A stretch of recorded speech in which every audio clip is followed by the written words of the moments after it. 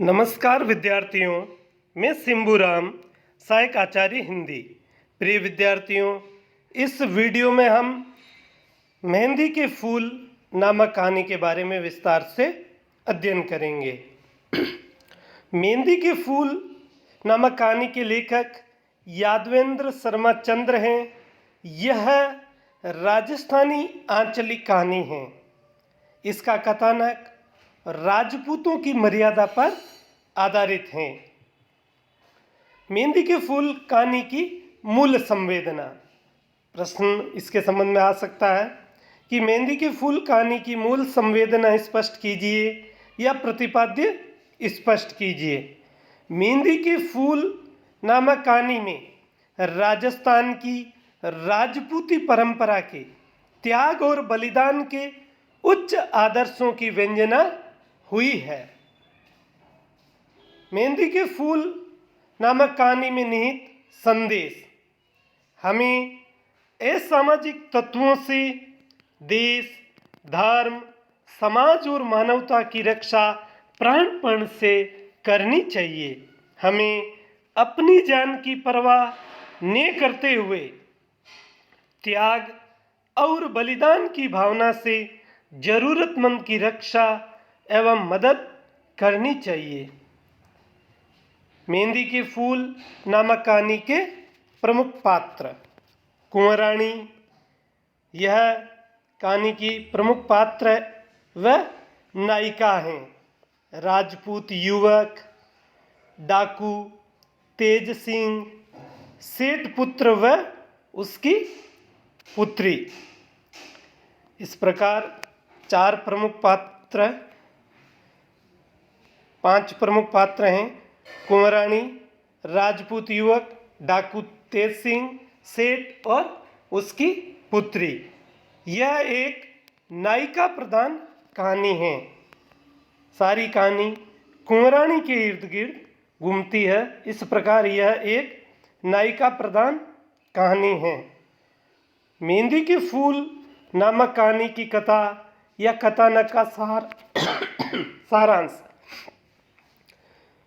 एक राजपूत युवक बस में अपनी नवविवाहिता पत्नी का मुकलावा करके जा रहा है।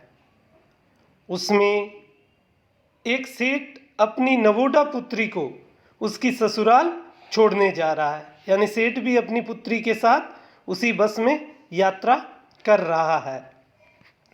पूर्व योजनानुसार डाकू तेज सिंह का दल बस पर आक्रमण करके सेठ पुत्री का अपहरण करने लगता है।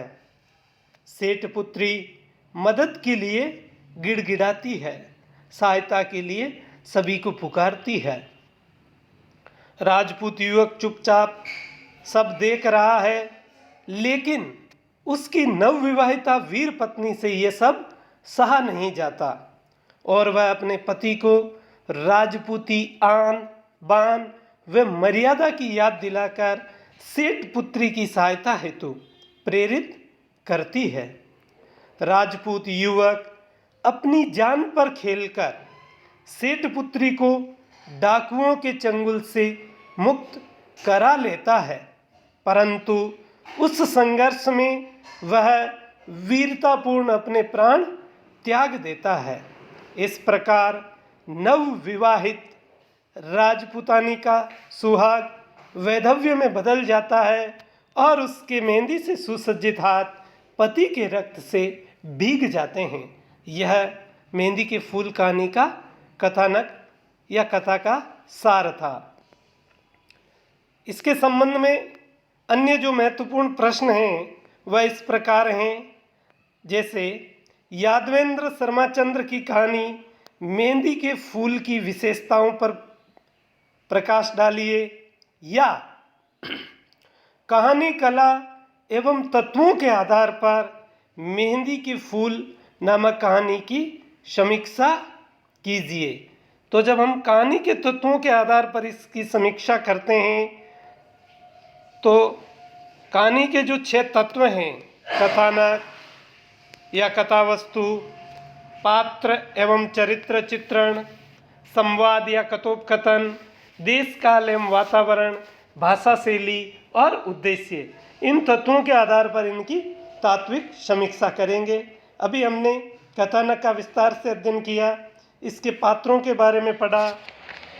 संवाद जो हैं वह रोचक, सार्थक, आकर्षक और केंद्रीय भाव के व्यंजक हैं। देश काल और वातावरण, राजपूती संस्कृति और राजस्थानी शौर्य और वीरता की भावना को कथानक के केंद्रीय वातावरण के अनुरूप चित्रित किया गया है, जहाँ एक ओर राजपूत नारी गौरव और साहस का निरूपण करती है, तो दूसरी ओर डाकुओं की नृशंसता का भी यथार्थ वर्णन किया गया है। उद्देश्य या संदेश जो तत्व है, इस कहानी का उद्देश्य यह है कि हमें असामाजिक तत्वों से देश, धर्म, समाज और मानवता की रक्षा करनी चाहिए। अगला जो प्रश्न है महत्वपूर्ण, वह यह है कि मेहंदी के फूल नामक कहानी में शीर्षक की सार्थकता सिद्ध कीजिए। तो जो कहानी का शीर्षक है वह संक्षिप्त है, सरस है, प्रभावोत्पादक है, मार्मिक है, रोचक है, आकर्षक है, औचित्यपूर्ण है।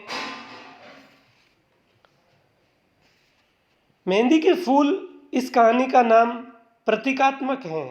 कहानी का नाम किसी पात्र के नाम पर, घटना या स्थान के नाम या प्रतीकात्मक हो सकता है, तो मेहंदी के फूल नाम प्रतीकात्मक हैं।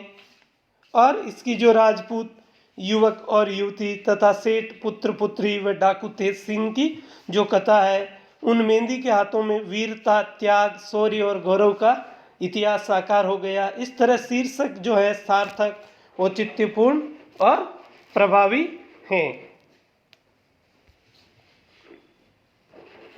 धन्यवाद।